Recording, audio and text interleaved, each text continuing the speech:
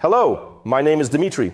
Welcome to the DPLABS channel. Today, I'll tell you about the changes that have taken place in our wonderful greenhouse, what's grown, and what's happening next.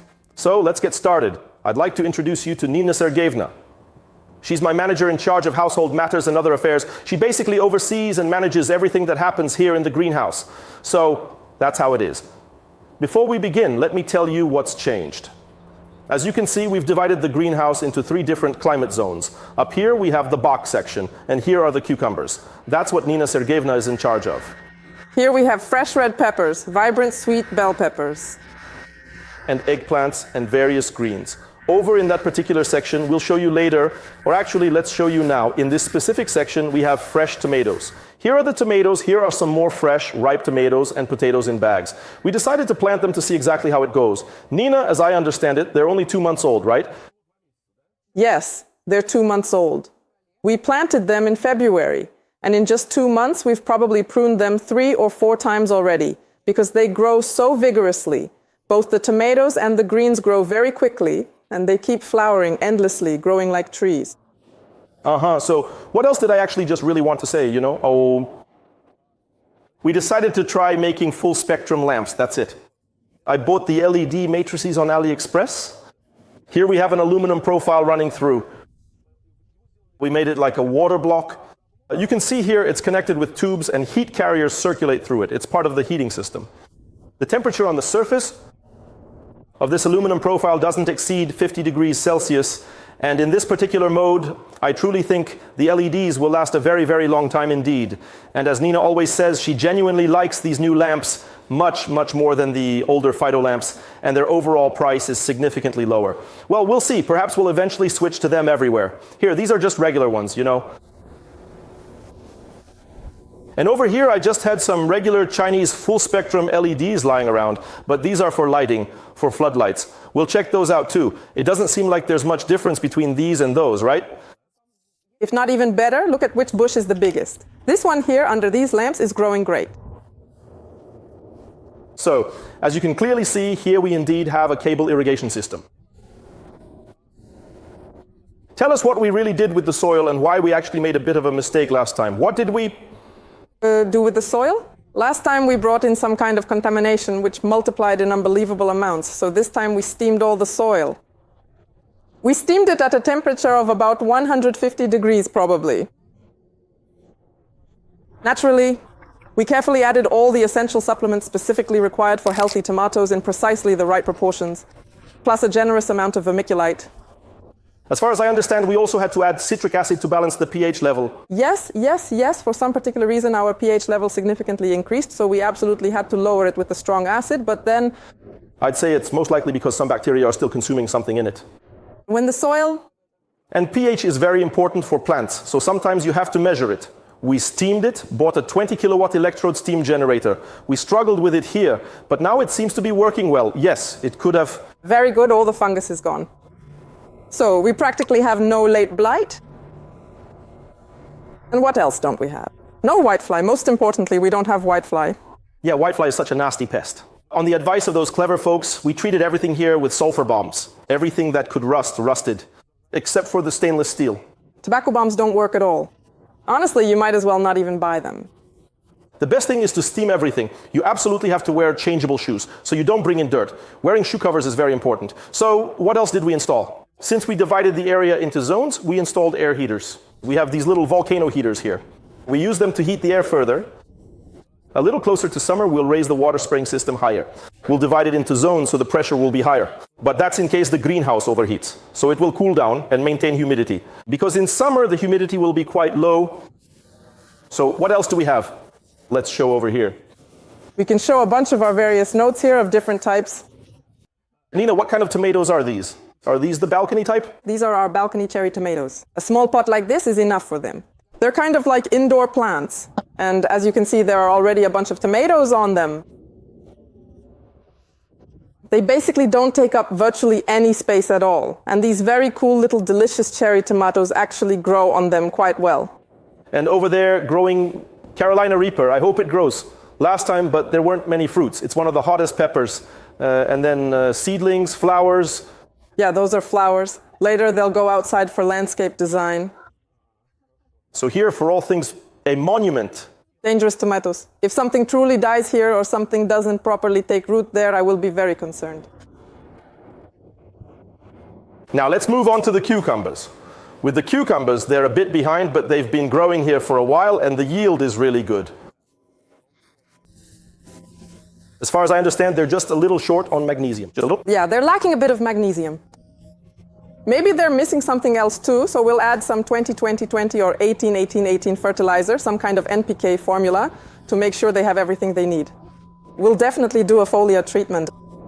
Also, we need to remove the old dry leaves because these aren't outdoor tomatoes. These are, cucumbers. Oh my goodness, cucumbers, yes. Things are a bit different here. Yes, and they have a much longer lifespan. They can keep growing for a very long time. Yes, yes, yes. You twist them down the stem in a spiral like this, bury the stem, and the top keeps growing further. Just so you understand, we harvested yesterday, got a decent amount, and roughly speaking, Overnight, I ate a fresh cucumber myself. Just one like this. It truly grew from a tiny little thing, and just overnight it got this big. Yeah, it fills out really fast. Yes? It grew this much overnight.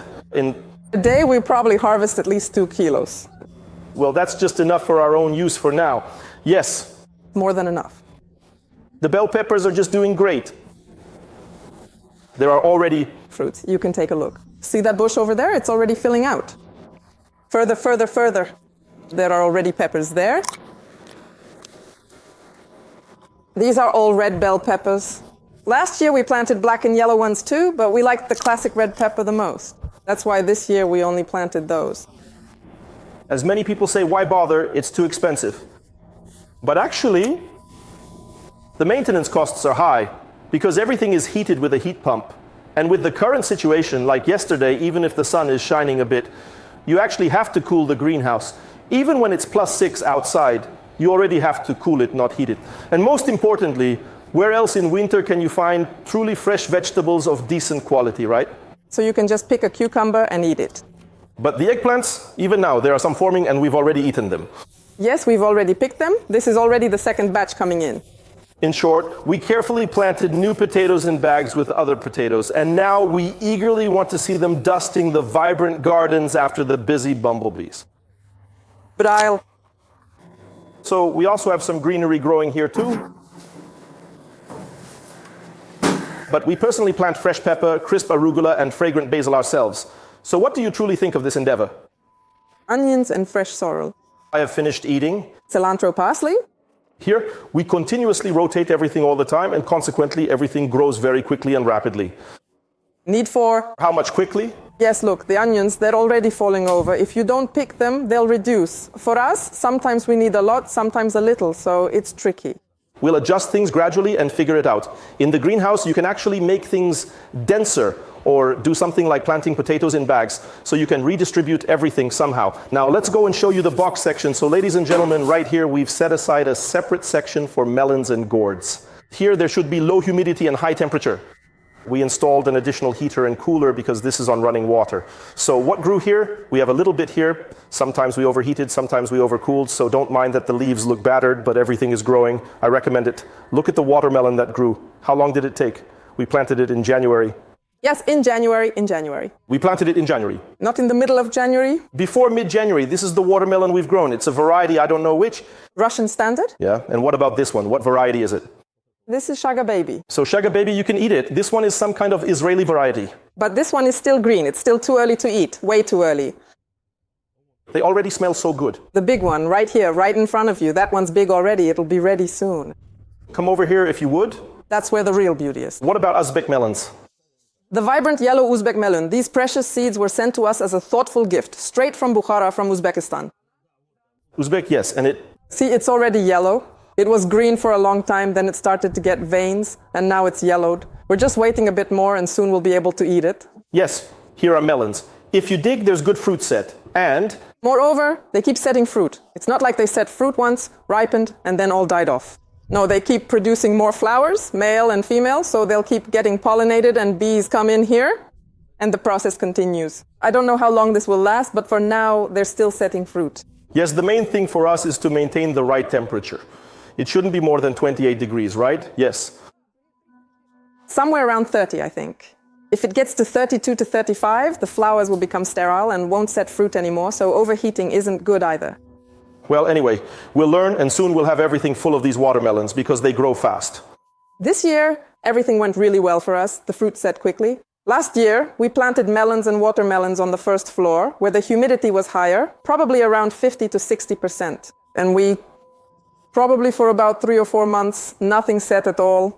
Right up until spring started, until the excess humidity went away naturally, and then everything started to set. This year we did everything properly, so everything started setting right away.